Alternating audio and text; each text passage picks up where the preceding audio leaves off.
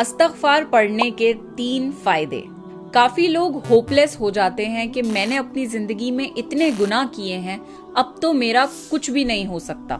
Remember, जब तक आप जिंदा हैं तब तक आप अपने सारे गुनाह अल्लाह से माफ करवा सकते हैं। जब आप अपनी गलती को रियलाइज करते हैं और सच्चे दिल से अपने गुनाहों की माफी मांगते हैं तो आप अल्लाह के बहुत करीब हो जाते हैं। गुनाह रिस्क को रोक लेता है। अगर आप चाहते हैं कि आपका रिस्क खुल जाए तो कसरत से इस्तग़फ़ार पढ़ा करें।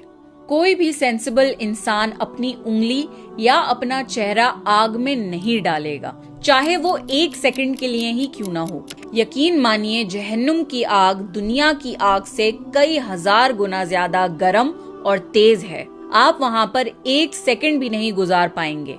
इसलिए इस्तग़फ़ार पढ़ के अपने आप को जहन्नुम की आग से बचा लीजिए।